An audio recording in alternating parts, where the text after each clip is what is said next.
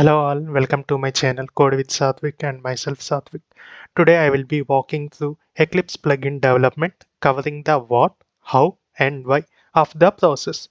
This includes an overview of what Eclipse plugins are, how they are developed using the Eclipse Plugin Development environment or in short Eclipse PDE, and why they are valuable for extending the Eclipse IDE or creating standalone RCP applications. Without any delays, let's get started with today contents, and I am going to explain about his without any delays. Let's get started. So at first we will see what is the history of Eclipse, who founded it, how it's evolved during that time, and next creating the Hello World program, or I can say Hello World plugin, and what are all the GUI elements involved here, and how we have mapped the GUI to the backend code. Before starting developing the Eclipse plugin, it's better to know little about Eclipse history. And Eclipse started as a project at IBM in late 1990s. Then in 2001, it got Eclipse Foundation. In 2004, Eclipse Foundation became independent, which means it evolves from a IDE-centric project into a broader ecosystem of tools and framework. In 2006, Eclipse expanded its scope with rich client platform. RCP allowed developers to build general-purpose desktop applications, extending beyond. And in 2008, we got OSG adoption. OSGI means Open Service Gateway Initiative, which will be covered in later videos. And then after we got Eclipse Market Space, with the help of it, we can discover an installation. We can install the third-party plugins. It boosted the ecosystem, allowing easier integration of community contributions. Then we got Eclipse G and Cloud IDEs, a cloud-based IDE supporting containerized development. And then we got Jakarta EE, which means Eclipse became the steward of Java EE after Oracle donated it to Eclipse Foundation. The project was renamed to Jakarta EE, marking a new era of enterprise Java development. Uh, Here comes our favorite thing. Here we will start our developing the Eclipse plugin. I really hate the theory part. So yeah, now it's time for development. Now the prerequisites is you should be aware of some little portion of Java at least. If you are complete Java fresher, it's not for the fresher. It's completely a RCP developer or Eclipse plugin developer. And so at first we need the Eclipse IDE, then we will create the Hello World plugin, and then we will walk through the project. So this is the agenda, and let's start with installing the Eclipse IDE. Once Eclipse have loaded, we will get this screen. This window we will call as Eclipse Workbench window. And when you open the Eclipse for the first time, we will get this welcome page. And if you want to see this welcome page every time you open the Eclipse, we have to check this checkbox. And next, so this welcome page will have links to some of the documentation or tutorials. And yes, so here we can see create a new Java project. This is related to Git. We can go to the tutorials. In tutorials, we have Java development, Eclipse plugin development, Java tools platform, Git, and many more. But now we are only concentrating on creating an Eclipse plugin development. So here we got the plugin development, and so yeah, we got the steps how to do that. But we don't want this now as of now. Why? Because we will be going through the some example plugin as of now. Later, in later videos, we will try to create our own plugin. So now we will talk about the Eclipse IDE. So the file, edit, navigate, these all we will call it as a menu bar. Under to the menu bar, we will have the action menu bar. So these things we can customize from the Windows. Yeah, perspective and customize perspective. So here we will get the toolbar visibility, menu bar, action set, and shortcuts. Here we can configure those things. And the main important thing is perspective. Perspective is a collection of views. What is a view? So this project explorer itself a view. A group of views likely project explorer, problems, servers, terminals, source explorer, properties, outlines. These all will make one view which is called Java EE and it is defaultly enabled in the Eclipse.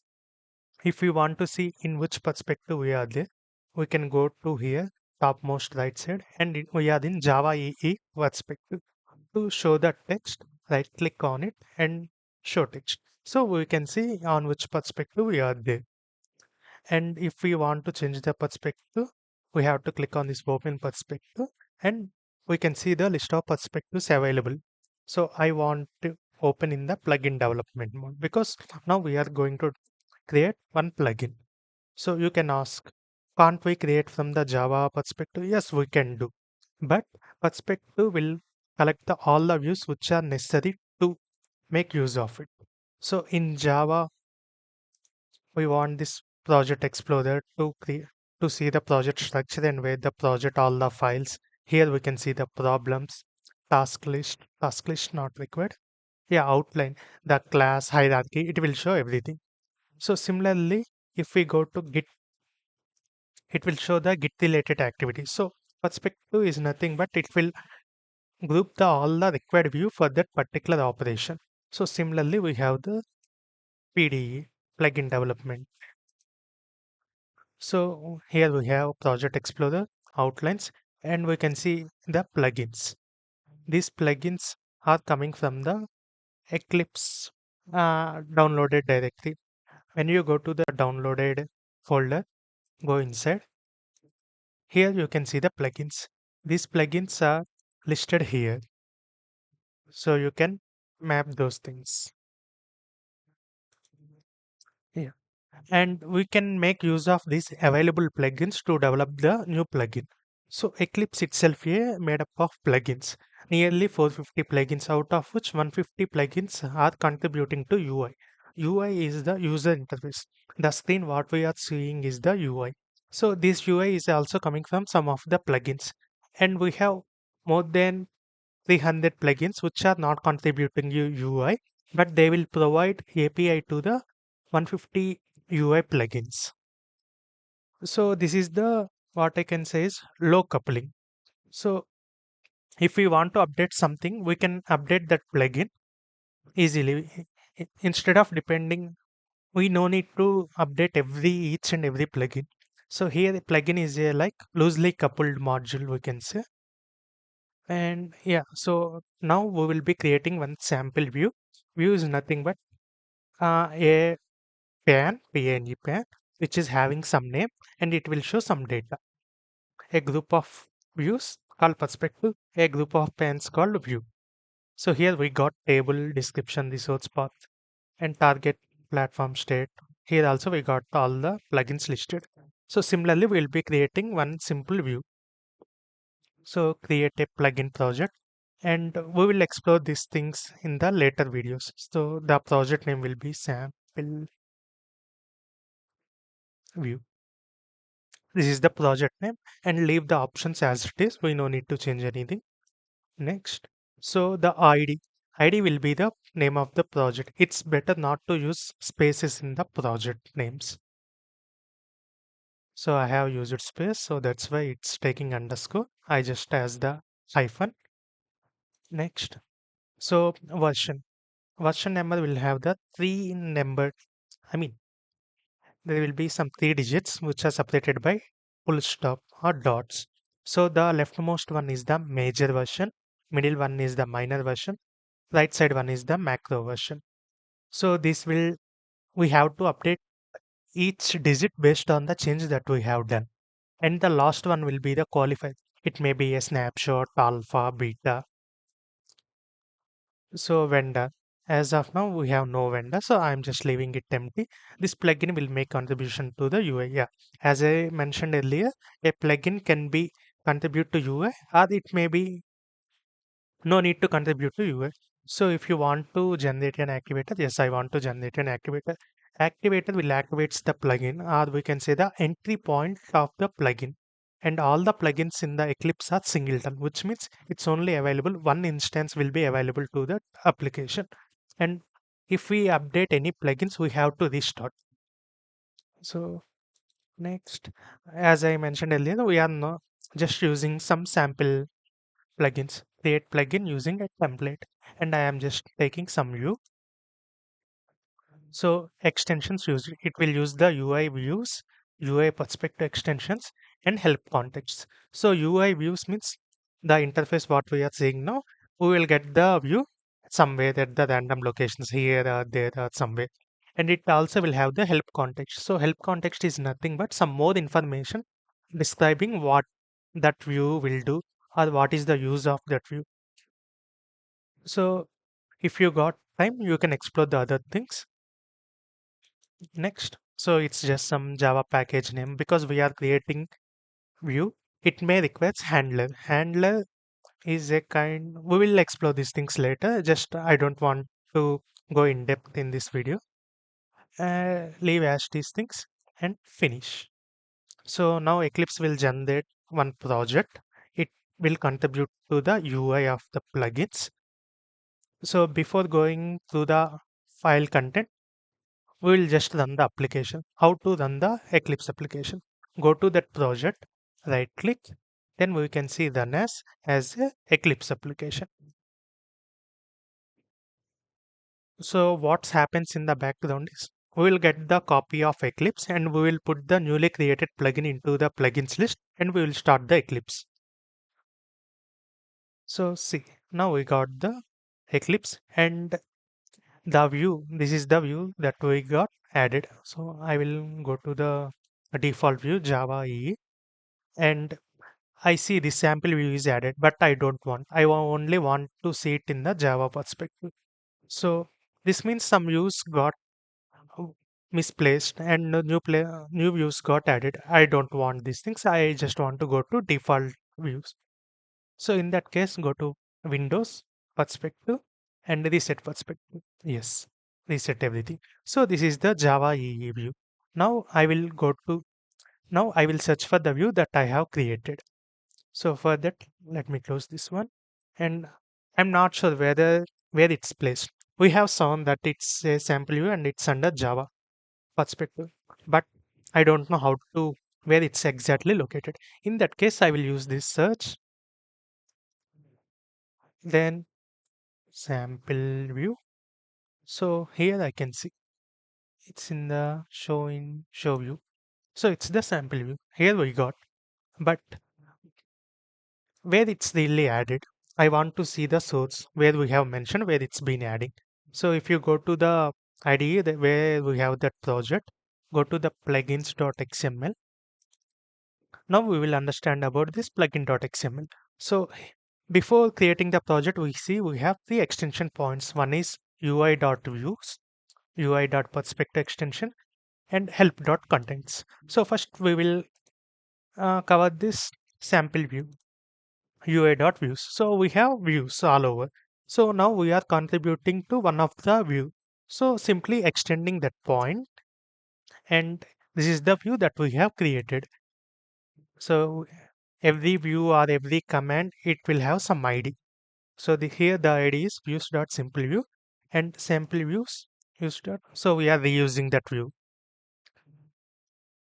Name will be the sample view icon. So we have the icon where it's placed icons.sample.png. So here is the icon sample.png. So this icon will be added to that view class sample view view.sample view. So this is the class that we have mapped with this view. So if you go to source view, this is the activator. We have checked that box to create the activator. Uh, we'll go through that later. First, as of now, we'll see the sample view. And here, this is the sample view and extending the viewport. So this is the use of outline. We can see what are all the methods, classes, instance, variables, what and all available. So here the control, here the we are creating the UI. New table viewer, we are creating some table view. We have inputs like 1, 2, 3 and control. So we are setting the help sample view dot view. Yeah, this class literally helps that view to add its attributes like color, place, the data inside that view. And here we got some data like not data, we have some actions. Uh, yeah, show message, sample view, it will show. And we have added three more items, actions, which means if we have right click, left click, or some enter. So these kind of key bindings will be called as actions. So we have three actions here, action one, action two, double action, double click action. So make actions. Here in this method, we are mm, creating those actions. So these things in depth we will go later.